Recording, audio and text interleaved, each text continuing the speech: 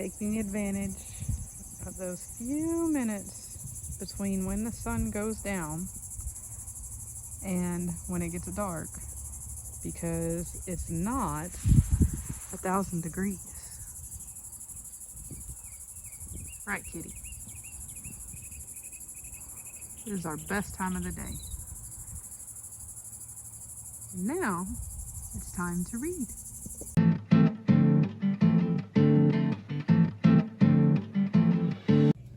Hey y'all, welcome to the family that reads a lot. We've been reading a lot, like always. Got our latest reads here.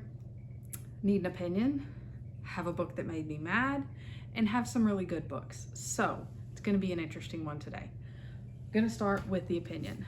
Okay, I grabbed this book a few months ago, doing it as a pre-read for my son, but as a nostalgia read, because I remember absolutely loving this book in junior high. This is Watership Down by Richard Adams. I know that there's now like a movie or a TV show or something about this book. I haven't watched it, don't know anything about it. I got, I don't know, a third of the way, maybe more, almost halfway into this book. And y'all, I'm bored. I'm not sure if it's me being at a different point in my life, this being more of a kid's story than a middle grade story. I don't know, because I remember I felt like it was fast paced as a kid, but it's not. Like, parts of it have been interesting, parts of it have drawn me in, but I can't seem to really care. So, should I finish this book? Is it just my nostalgia telling me this was a good book and maybe it's not quite what it used to be? I mean, I don't know. So, give me your opinion. Should I finish it? Should I DNF it? And maybe I'll eventually finish it either way. It's just, I set it aside because I'm not interested right now. Okay, next book. Okay, let's just do it. This book made me mad. This is Stranded by Jeff Probst. Okay, this did not make me mad for content. This did not make me mad because I think it's a bad book. This made me mad because I feel like it's a money grab. I grabbed this book at Goodwill, so I spent all of $2 on it. That's obviously not where the money grab is. This book is actually a series of 3 books, but it's not like a normal series. It's not that you get to the end of the first book and you can kind of stop there if you want, or you kind of want to continue the story. It's literally a cliffhanger. Like, this is the story of kids that get, I think they get shipwrecked. It's been a minute since I read it. They're on vacation on a rocky island. Oh, yeah. Okay, so they're on a ship with their uncle and end up getting shipwrecked. It's, by the time this book is over, they don't get off the island. They don't have food or ways to take care of themselves or anything else. They're like still trying to get there. So normally this book, this one says it's $5, but I think online they were like $8 new now, because this obviously is an older version. But so you would be spending close to $30 for essentially one middle grade book that should be like $10. But all it does is make you want, like, I want to know what happens in the story. And I found a workaround. Audible has these books. We have a Audible subscription, so I'm going to listen to the other 2 on Audible because I will not pay $20 for 2 books. They're really small. Like, that's just, this is 180 pages and it's not like hardcore pages, and they even consider the blank pages as a page number. And they're completely blank, and there's a lot of those in here. So you're not getting very much book for your money.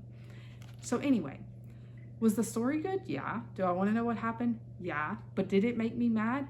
Yes. This book made me mad. So get that out of the way so we can enjoy the rest of them. Okay, the next one. Let's go with the 2 series for my son. So I'll jump back in and say my son is 11, solid middle grade reader. My daughter is 8, some middle grade, some upper elementary. Both avid readers, enjoy things like that. I do a lot of reading for content here, pre-reading, so that you don't have to. If you like stuff like that, give me a thumbs up, subscribe to the channel. I'm going to be continuing to go through tons and tons of books. Some of these are books they've read, and that's what we're going to get into now. So this is Keeper of the Lost Cities, Exile by Shannon Messenger. Is it Messenger? I'm not sure how to say her name. But this is a series that had been recommended to my son for years. He finally picked it up. He's loving it. Totally plans to continue it. So I'll give you his opinion of this book because he's the one that read it. He rated it 5 stars. He said it has like continuous cliffhanger suspense vibes. It always leaves you wanting to keep reading. At the end of the book, it leaves you wanting to keep reading the series. It's everything a book's supposed to be. The main character in this book, Sophie, rescues an alicorn, which I guess is what this is. And basically the story is she has to keep it and her safe because there's people pursuing them. He said there's not really a lot of content to be questionable in here. He said there is the saying of stupid and dumb a couple times. You're going to find that in middle grades, not surprising, but I always try and put that out there so parents know. But overall, he's really enjoying the series. The next one is another one that he read. I've never read it, so I'm going to give you his opinion. This is Warriors Dawn of the Clans, The First Battle by Erin Hunter. He's read most all of this series, like in the sub-series and all the things. So he said that this sub-series, I guess, The Dawn of the Clans, is actually an origin story. It's about, like, I guess, how the clans got started. He said it's very different from the other books. So he only gave this 4 stars. And my son gives almost everything 5 stars because he's one of those, he just likes the books. So for him to give this 4 stars, it's not as good. He said it's different from the other ones and it's harder to get into because these aren't all characters you already know. And I guess the original series, the sub-series kind of follow characters from that. So he said overall he's going to continue reading it, but it's not as good as some of the other sub-series that he's read. So, next one is one for my daughter. This is The Tale of Emily Windsnap. I've seen these books everywhere. Wasn't sure if she was going to like it or not. So, obviously this is a mermaid tale. She rated this one 5 stars. She said it's about a girl, Emily Windsnap, who's going into the 7th grade and finds out she's a mermaid and has to deal with that. She's always been told that her dad abandoned her, and she goes on a quest to figure that out in this book and figure out if he did, why he did, or if he didn't, what actually happened to him. That's the main story of this book. Besides the big part of it is her figuring out that she's a mermaid. That's kind of a big deal. She really enjoyed the series. She said that there were things that made it very much a middle grades book. She said that there are times where they are trying to kill Emily and going to all different lengths to try and do that. She said that they say stupid in here a lot. And I listen to her read this sometimes at night, or every now and then she wants to read to me. And I did notice that. Like, it was multiple times in maybe a 15-minute span that I was sitting listening to her read. So I didn't love that because a lot of the times I feel like the book could be so much better without it. It's like they put it in there just to get your attention. It's not helpful to the story. But anyway, that she does get teased. I think there's a bully in this book, and that they give her mom memory drugs to keep her from remembering stuff, namely about Emily being a mermaid. but she said so parents would want to know that, if they were giving this to like her age or even particularly younger. The fact that it's a mermaid story and all that, it kind of makes you think, oh, okay, this is, for little kids, and it's really not. It's very much more on the middle grade spectrum as far as content. So she wanted me to put that out there. And one more. So this was one that I paid and ordered because I read the first one. My son read it first, recommended it to me. I loved it. It was called, Storm. Oh, what was it called? That's gonna make me crazy. Storm Blown was the first one. We really enjoyed that one. It was about a hurricane and different people's perspective in that one. So I was really excited to get my hands on this one because it's another disaster type story, which is what I always enjoy. This one's called Snow Struck. The author is Nick Courage. Now, I will say I did not love this book as much. I really wanted to, really wanted to, but I didn't. And I'll tell you why. Because I got over halfway, I'm checking my notes here. I got over halfway into this book and nothing happened. The storm was not there. It was hardly snowing. The kids were just going about their business. So it's about two siblings, a boy and a girl, who go to visit their cousin in New York.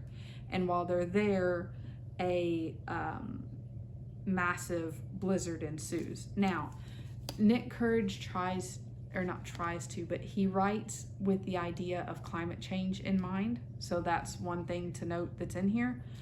And so at the beginning, it tries to explain to you that climate change is what's causing this blizzard, but I don't really know that it does a good enough job for the kids to go, oh, okay, that's bad. That's, you know what I mean?